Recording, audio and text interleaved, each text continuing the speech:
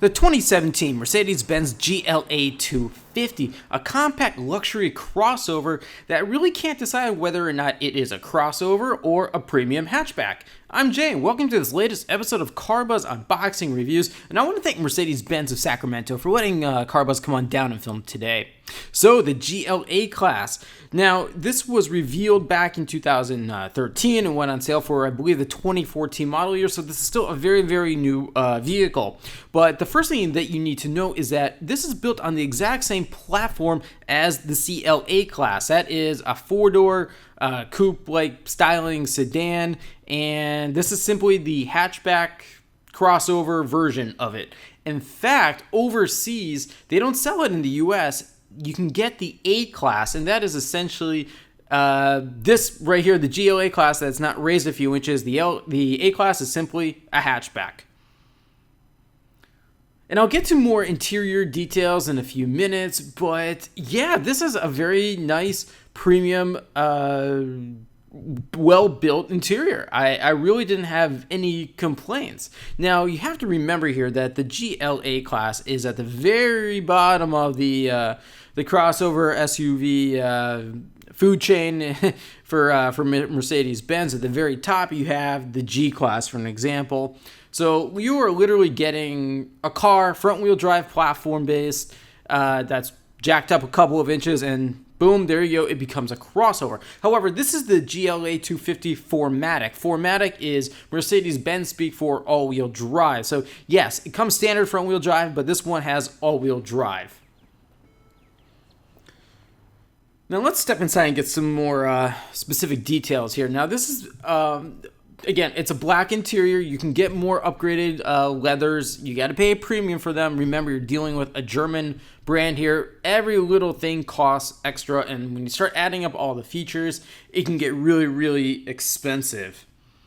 But some standard features you get on the GLA-Class is a 7-inch infotainment screen.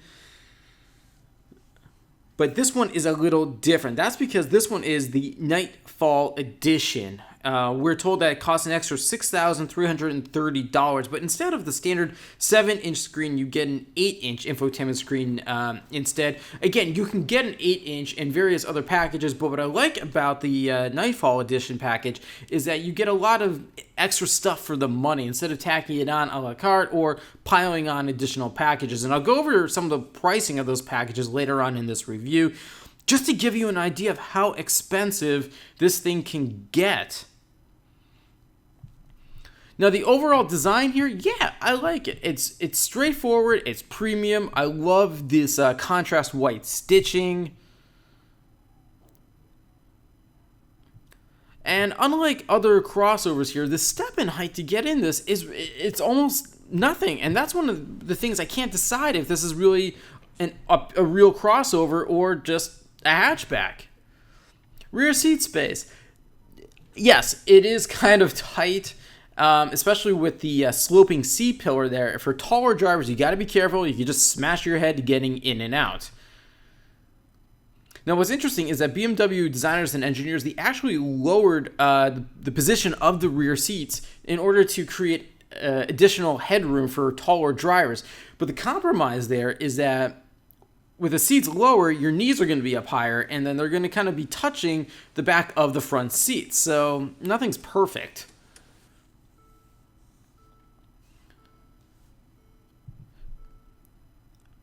And the overall dash and infotainment system design, again, this is very simple. It's very nicely laid out. Dual zone automatic climate control.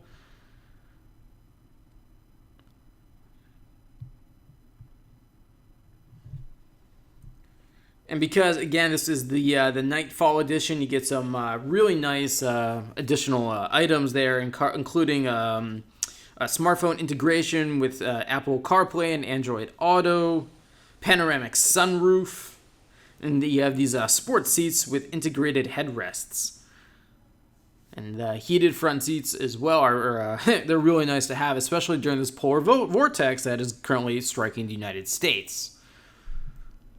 Okay. This is Mercedes-Benz's Command Infotainment System. Again, this is the optional 8-inch as opposed to the standard 7-inch display screen that you can get in the GLA250. And yeah, I've talked about Command before. I think it's a very nice system. The colors, look at them. It's just fantastic on this LCD screen here. Very intuitive and logically laid out. Now, what this particular GLA does not have, and I think this is a good thing, is the touchpad that you can get on the center console. Now, right here, this is being controlled with a rotary dial on the center console, but if you've seen some of my other reviews of, say, the new C and E-Class, you have that touchpad above the rotary dial on that center console, and I don't like it. I mean, it's cool technology-wise, but it's really kind of annoying to use when you're the driver. You're using the touchpad just like you do on any tablet, but you have to kind of pinch and squeeze in order to focus something on the main screen there. And when you're driving, that's really hard to do. It's just much easier to use the rotary dial, the basics design system that was started by BMW way back in 2001, 2002 when it launched iDrive. To me, the rotary dial, it still works best for an infotainment display screen. Here's your dual zone automatic climate control. And you can take a look at the basic dash design here. It's very simply laid out. The buttons are nice and large. It's easy reach with it for the driver. 3 cup holders right there in the center console. And just having that rotary dial there just makes it, I don't know, it's less cluttered, and I like that. Now, I thought the compartment here in the center console is a little small, but then again, you got to remember this is based on the CLA-Class, the A-Class. It's not a large vehicle. And because it's not a large vehicle, you're going to have to make some interior space compromises. Point being, not a lot of storage space, but I think it's sufficient enough for most buyers. But if you need a lot of space, well, there's larger Mercedes crossovers and SUVs to choose from. In fact, this car's main competitors are, for an example, the BMW X1, the Lexus NX. So just to kind of give you an idea of where this is in the competition segments here. Take a look at this, that panoramic sunroof. Again, that comes standard with that Nightfall Edition package. You can get the panoramic sunroof in other packages. But I think the value the Nightfall Edition represents, again, $6,330. For a lot of cool tech and features like this panoramic sunroof, you're getting a pretty good deal. And I just like panoramic sunroofs, especially when you have an all-black leather interior like this one. It just lightens the car up a lot. So let's talk safety here. Now, a lot of standard bits here. You got an advanced airbag system, ABS brakes, electronic stability control, brake assist system, and adaptive brake technology. Now, there's a couple of interesting safety technologies I want to tell you about, just because Mercedes-Benz is really doing some great stuff with safety tech, and they're really, I think, one of the segment or automaker leaders right now in the world when it comes to safety. One of them is attention assist, and basically it continually monitors up to 70 different parameters of driving behavior and can automatically alert the driver with both visual and audible warnings if it detects signs of drowsiness on long trips. Basically, it wakes you up. Then there's active brake assist, which is radar-based technology, and it alerts you if you're approaching a vehicle ahead or even some stationary object at a speed and distance that suggests a collision is probably going to happen. Now, as soon as the driver starts to brake, active brake assist automatically provides the ideal level of braking in order to help prevent a collision or to reduce its severity. And the system can also provide autonomous braking from speeds up to 65 miles per hour. Again, these are clever systems here that when they ask more money for them, I recommend it, as opposed to maybe, say, an upgraded sound system. Because this is a luxury vehicle, you're already getting a nice Harman Kardon sound system to begin with. You don't necessarily need to upgrade to something better. I would use the money towards optional safety tech.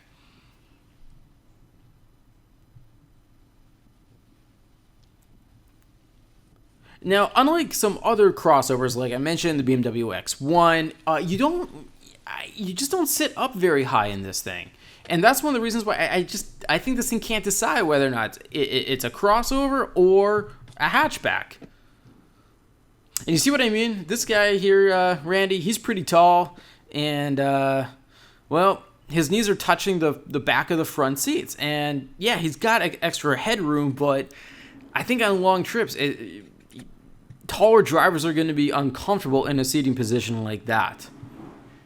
And now this one does not have the tri-zone automatic climate control. It's just standard vents for rear seat passengers, but I think that's okay.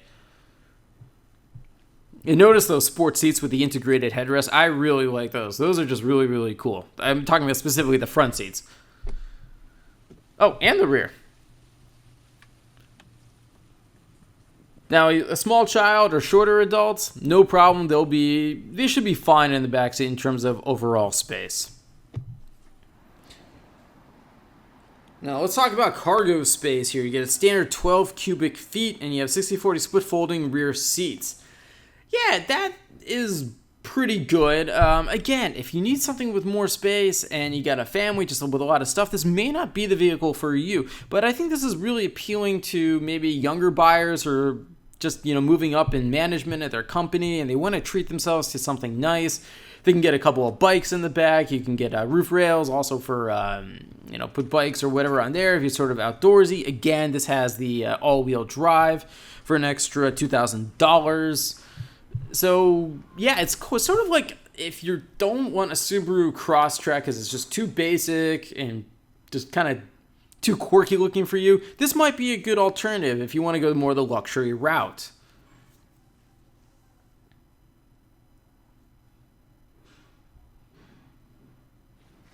But if you can kind of see from this rear angle here, the rear, the C-pillars there, it's sloped. And because of that, the rear seat passengers, if they're tall, they're gonna lack some headroom there. All right, what do we got under the hood? Okay, this is a turbocharged inline-four with 208 horsepower and 258 pound-feet of torque. Power goes to all four wheels, like I said, through the 4MATIC all-wheel drive system. It's a 7-speed automatic transmission with paddle shifters. And I'll tell you about if you want something with more power in just a moment here after we listen to this engine, because for some people 208 horsepower is just simply not enough. Unfortunately, Mercedes-Benz has an answer. But let's give this engine a listen here.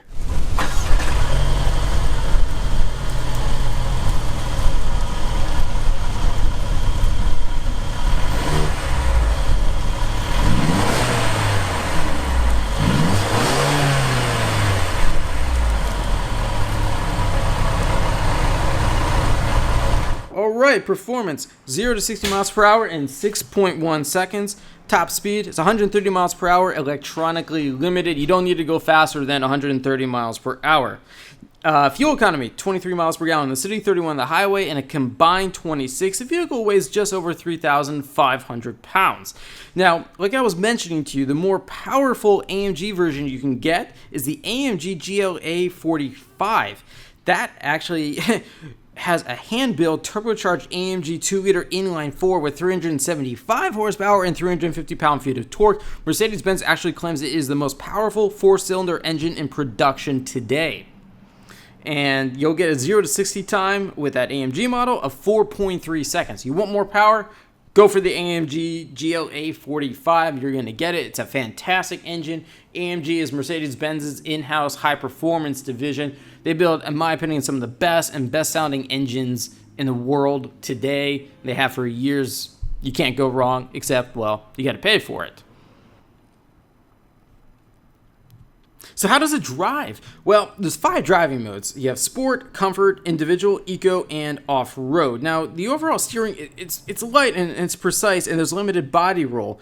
And I really think this is more of a sporty hatchback than a crossover. That's what its underpinnings are. It's an okay crossover, but it's actually kind of fun to drive. And a lot of crossovers today just simply aren't as much. And it looks fun to drive. I really like the exterior design here. This is the Mountain Gray Metallic. That paint costs an extra $720, and I think it looks fantastic with all that black trim. You got these 19-inch black AMG wheels. 18-inch wheels are standard. You have a carbon structure trim. Rear view camera. Bi-xenon headlamps. It's just a nice looking car, and I like that strip of brushed aluminum at the very bottom there between the wheels. It looks sporty, and I can really see the appeal here. Now, some of the other features you can get that just add up so much money. For an example, Sport Package, $2,300. You get, as I mentioned, the Night Package.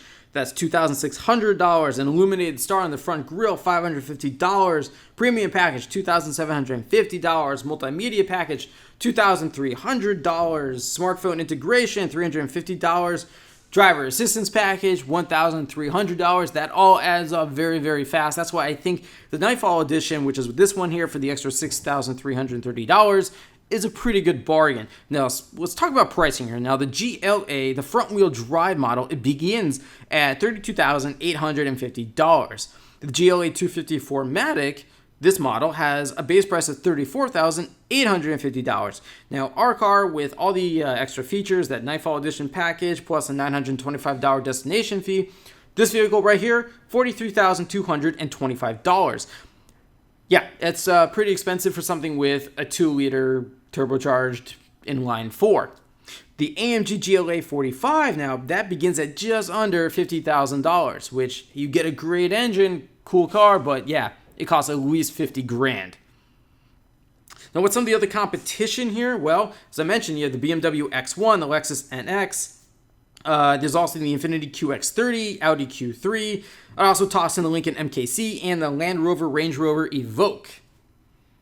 They all have very similar pricing, but then again, the Range Rover Evoque can go over $60,000 too. So these compact luxury crossovers, or hatchbacks in this case, whatever you want to call it, they certainly don't come cheap.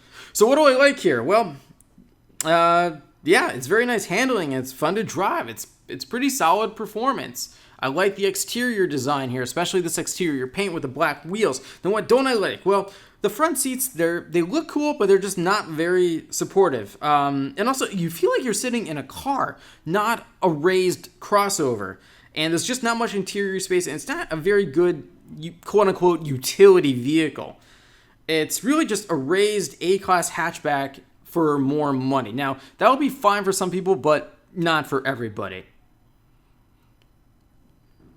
But I'm out of time for today, so everyone, thanks so much for watching. If you have any more questions for me, just leave them in the comment section below. Any suggestions you have for me for future unboxing reviews you want me to do, just also leave those in the comment section. And be sure to subscribe to the CarBuzz Unboxing YouTube channel. So until my next review, thanks for watching. I'll see you next time.